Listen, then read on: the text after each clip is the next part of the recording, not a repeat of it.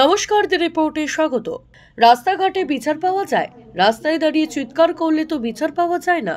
বিচারের একটা প্রক্রিয়া আছে, সেই প্রক্রিয়াটা সম্পূর্ণ করতে দিতে হবে। আমার মনে হয় এই সব কাজের সঙ্গে যারা যুক্ত রয়েছে তারা উপযুক্ত শাস্তি পাবে, তাদের বিচার হবে। বিচার প্রক্রিয়াটাকে তো শেষ করতে দিতে হবে।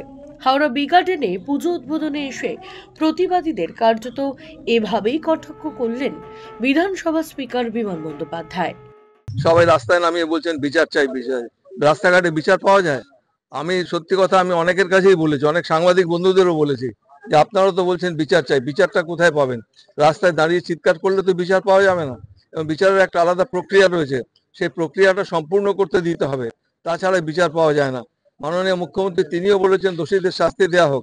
রাজ্য সরকার কোনোদিন প্রশ্রয় দেয়নি যারা এইসব কথাবার্তা বলছেন, এবং বিধানসভার অধ্যক্ষ হিসেবে আমি এটুকু বলতে পারি এই নিয়ে অনেক আলোচনা হয়।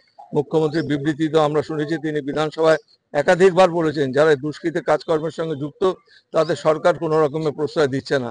এবং আমার মনে হয় যারা এইসব কাজের জন্য যুক্ত রয়েছে তারা নিশ্চয়ই উপযুক্ত শাস্তি পাবে, তাদের বিচার হবে। বিচার প্রক্রিয়াটা তো শেষ হতে দিতে হবে।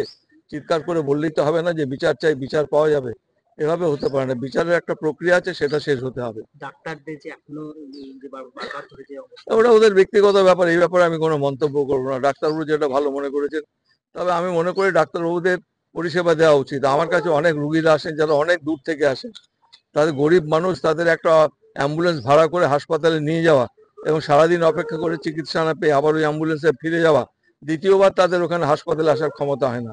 এটা ডাক্তারবাবুদের বুঝতে হবে। আমার মনে হয় ওরা নিশ্চয়ই বুঝতে পেরেছেন, পরিষেবা দেওয়া শুরু হয়েছে। আমি আশা করি আগামী দিন স্বাভাবিক পরিষেবা দেওয়া শুরু হবে এবং সবাই উৎসবের দিনে মুখর হবেন। আমি চাই তারাও উৎসবমুখী হন, এইটাই আমি তাদের কাছে অনুরোধ করব। রাজু ঝা, দ্য রিপোর্ট, হাওড়া। সমস্ত খবরের আপডেট পেতে লাইক করে সাবস্ক্রাইব করুন দ্য রিপোর্ট চ্যানেলটি। সেই সঙ্গে বেল বাটন প্রেস করতে ভুলবেন না। আপনাদের একটা সাবস্ক্রিপশন আমাদের জন্য অত্যন্ত মূল্যবান। জয় হিন্দ।